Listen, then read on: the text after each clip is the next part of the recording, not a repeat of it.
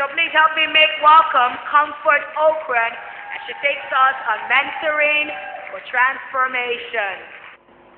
Basically, I'm supposed to be speaking about mentorship for transformation. And what is transformation? Mentorship is about pulling somebody else with you so that you are not great on your own, but you'll be great with others. And together you stand and say, we made it together. Somebody can stand somewhere and say, if it had not been for this lady, I don't know what my life would be like. But I'm so grateful to God that this lady came into my life. It is said that the mind is a vessel that must be, that's not a vessel to be filled, but it is a fire to be kindled. Indeed, mentorship is about making a marked change. And the marked change must be one that is for the better. Don't be a mentor that pulls down people. Don't be a mentor that makes sure that you are always the one on top, on the other is never near you. As a mentor, you must make sure the people you are mentoring become even better than you. Then you have become a mentor. There are some people who can open doors for you. And that is what a mentor does. Opens doors for her mentee. Where do you want to go? Where? Do I have access to that? If I have the key, I open it gently. And when you enter the door, you say, oh, Mama, thank you. The mentor must know who she is. She knows, and she sees your potential and sees how she can help you rise up. And she's able to go back and say, wow, this is beautiful.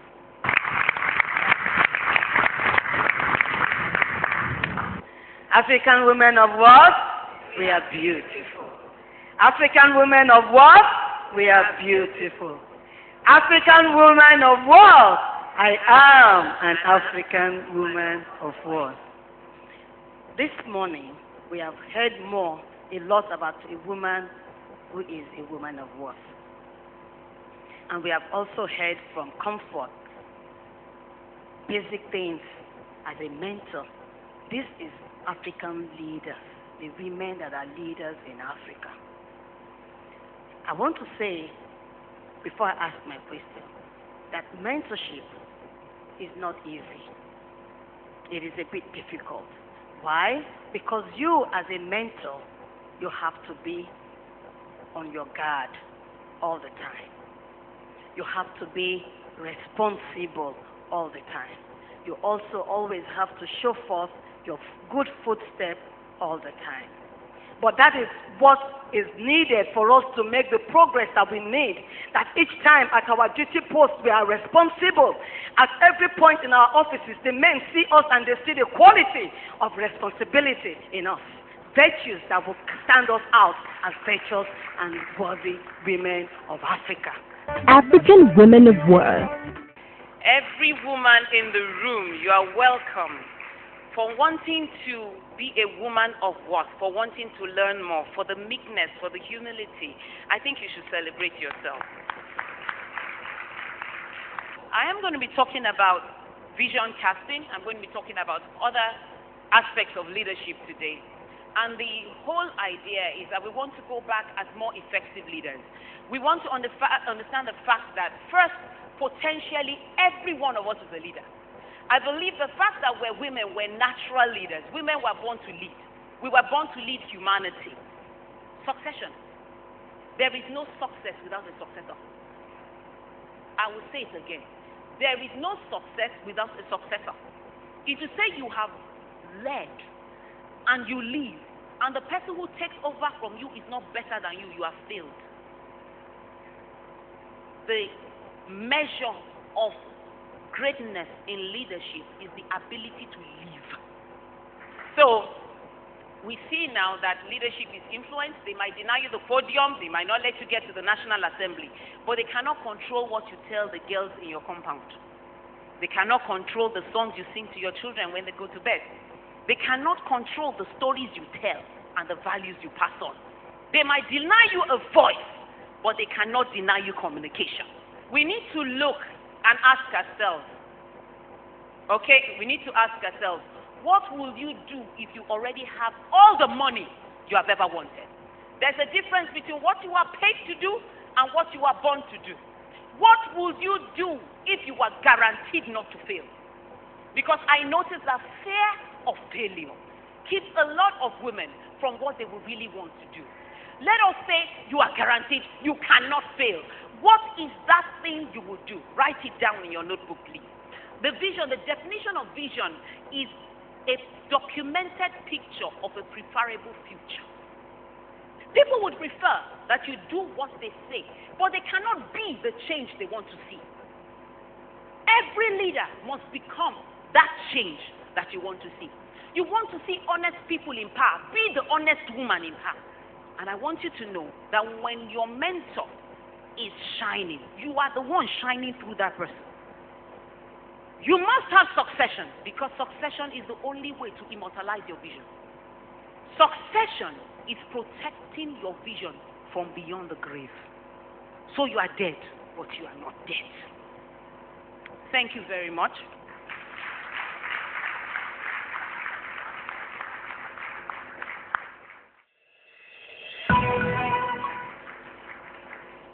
I've been asked to look at your health, your life.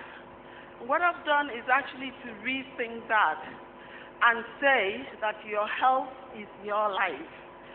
Therefore, if you haven't got health, it means you have no life. Even with this progress that we've made, women are still facing challenges. But because of who we are very resilient. We are continuing to be very successful in many walks of life. So what I've done there is actually to paint a context that is not bleak. So I'm not saying, oh, poor women, how are we suffering? I'm saying there's a lot of suffering, but guess what? You guys have broken through. That's what I'm saying. For every situation that we find as leaders, we can look at it from different angles. Whereas our male colleagues are very linear in the way they manage and lead, women, we look at situations in multiple ways.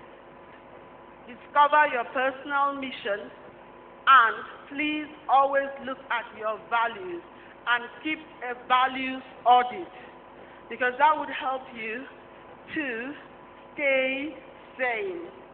Next slide, and I'm nearly there.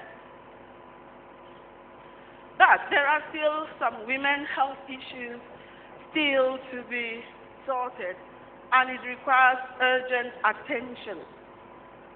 Our self-esteem. That is a health issue, because if we don't enhance it and keep it enhanced on a regular basis, and it's not up to other people to do it for us, we need to be enhancing our own self-esteem.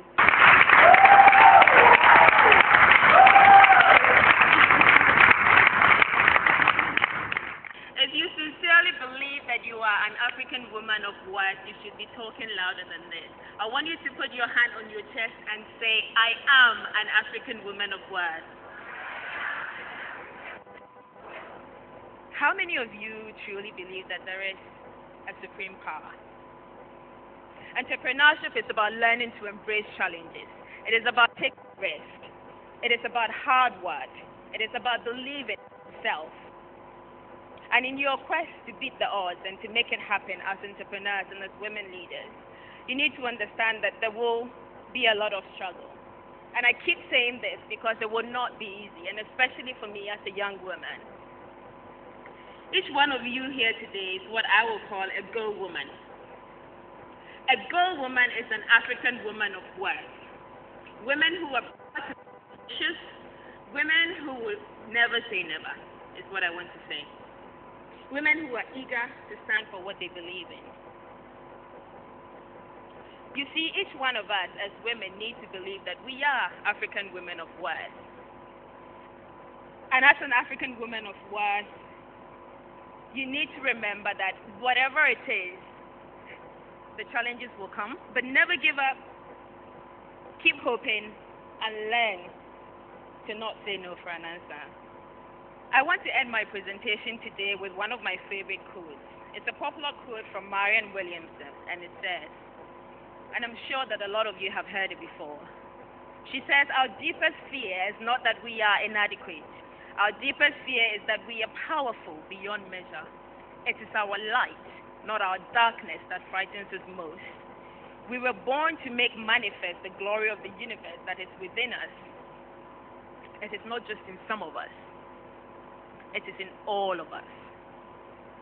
And as we are liberated from our own fear, our presence automatically liberates others. You are an African woman of worth. Use that power to change your world. Thank you.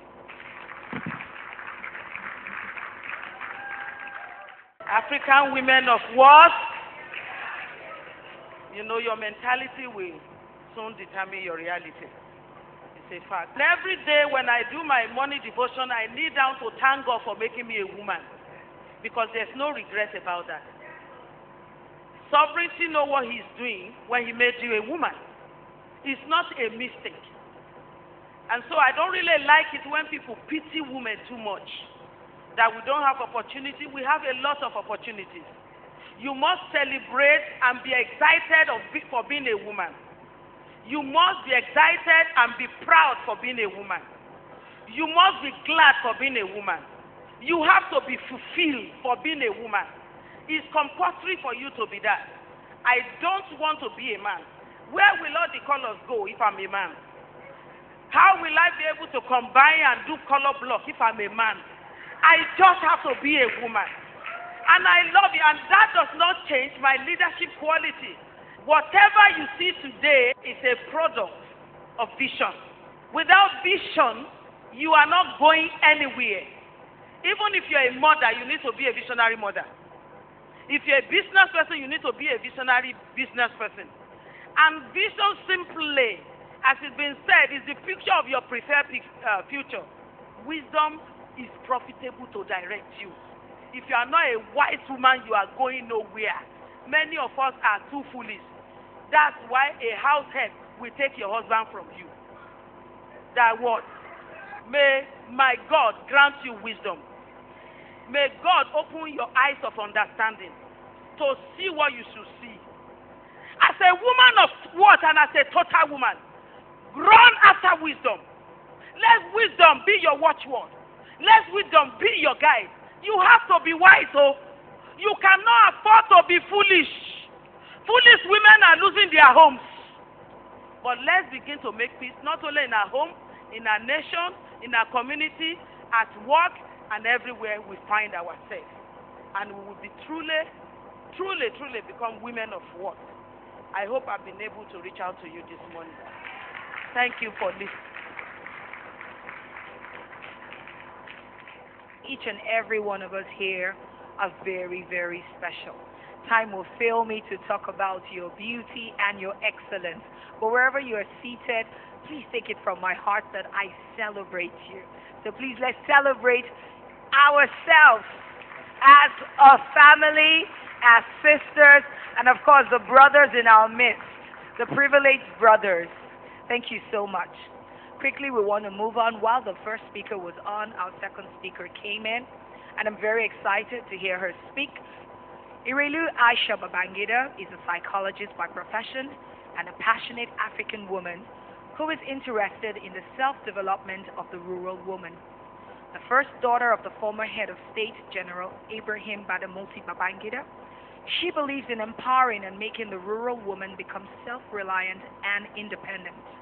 Sisters, African women of worth, please help me celebrate Awlc Aisha Babangida as she comes to the podium. Don't stop clapping until she gets here. I'd like to seize this opportunity to welcome you to a gathering of women of strength, women of worth, women of